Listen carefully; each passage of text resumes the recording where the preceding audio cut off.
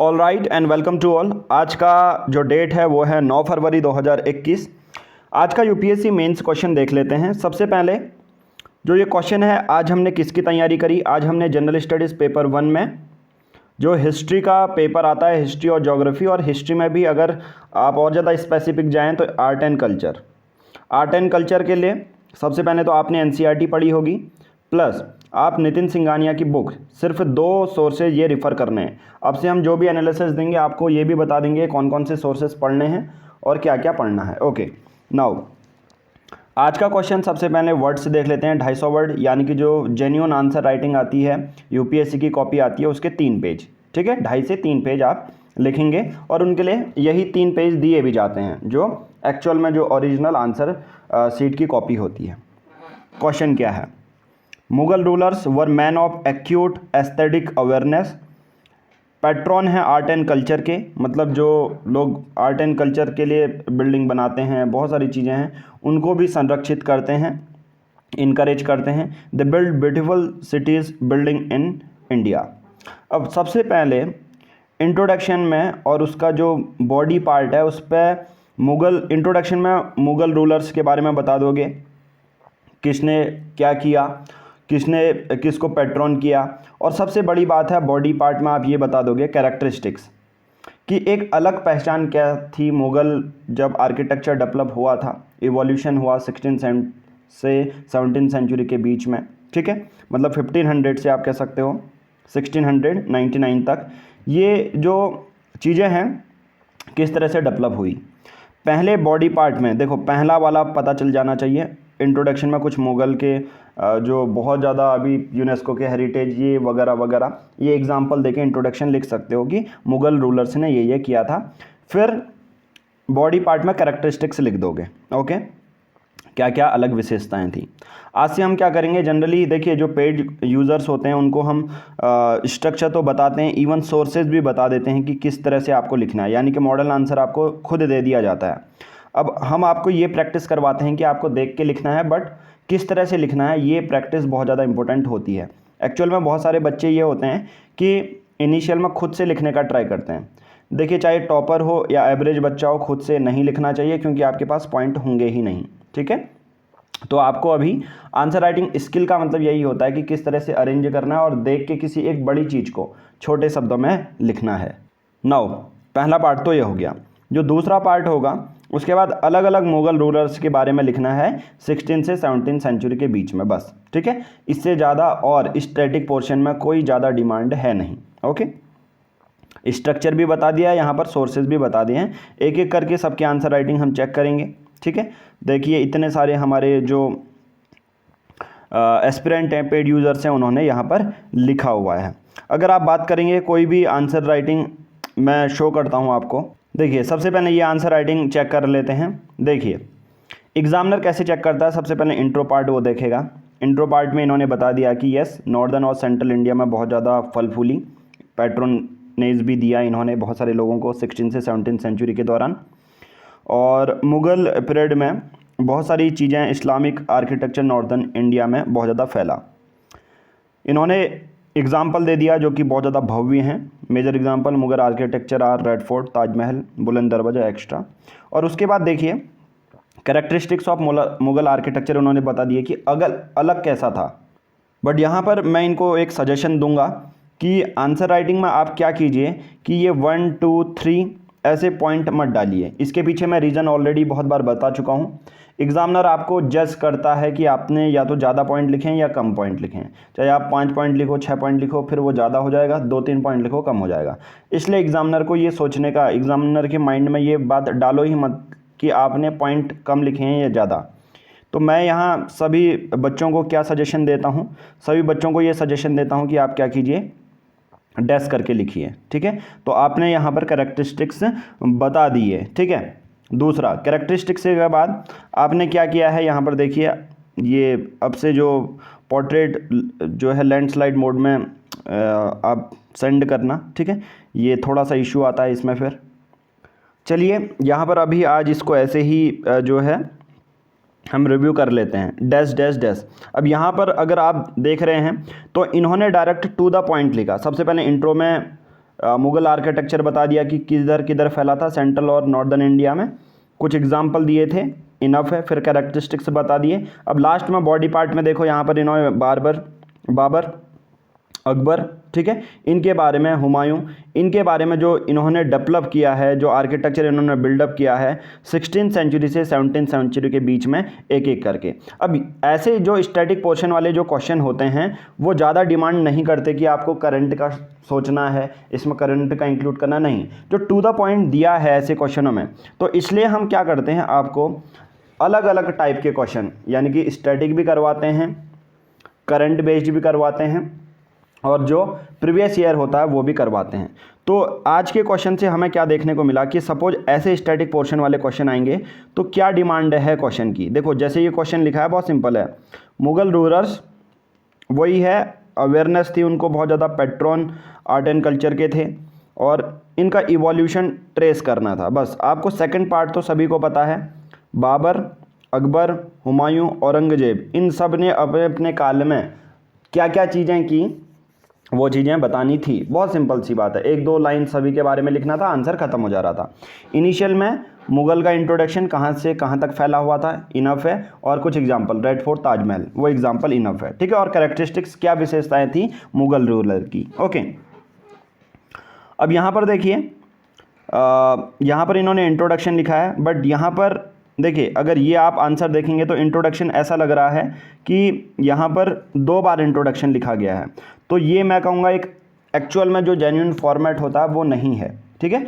आपको देखिए, आपको कंटेंट कहीं से भी मिल जाएगा, आप नितिन सिंघानिया पढ़ते हैं तो यही चीज़ें मैं सभी आंसर राइटिंग दिखा के कुछ ना कुछ आपको ये बताने का ट्राई करूँगा कि आप डे बाय डे किस तरह से इम्प्रूव कर सकते हैं। अगर आप यहाँ पर इस क्वेश्चन को देखेंगे तो यहाँ पर ऐसा लग रहा है इन्होंने 2 इंट्रोडक्शन लिखे हैं। ओके, आपको ये इंट्रोडक्शन इतना इनफ था। फिर बॉडी पार्ट से आप क्या लिख सकते थे कि यस, यहाँ पर एक लाइन छोड़ के कैरेक्टरिस्टिक्स, या डायरेक्ट ही इवोल्यूशन आप स्टार्ट कर सकते थे, बट कैरेक्टरिस्टिक्स लिखेंगे तो वो बहुत ज़्यादा अच्छा रहेगा, क्योंकि मुगल्स के बारे में आप बाबर, अकबर, इन सब के बारे में तो बता रहे हैं, वो सेकंड पार्ट है क्वेश्चन का, बट पहले पार्ट में आपको कुछ कैरेक्टरिस्टिक्स लिखने थे। बाकी आपका आंसर सही है। और आप में और क्या चेंजेस करने हैं, देखिए आपने यहाँ पर अकबर के पॉइंट लिखे हैं तो ट्राई करना, ये आपने देखिए एरो वाले सही है, एरो लगाना ठीक है, बट ट्राई करना बहुत सिंपल रखें। तो अगले बार से जब भी लिखो डैश करके लिखिएगा, ठीक है। और बाकी सब अकबर है, जहांगीर है, इन सब के बारे में आपने लिखा है 2.5 से 3 पेजेज में, मोर देन इनफ है।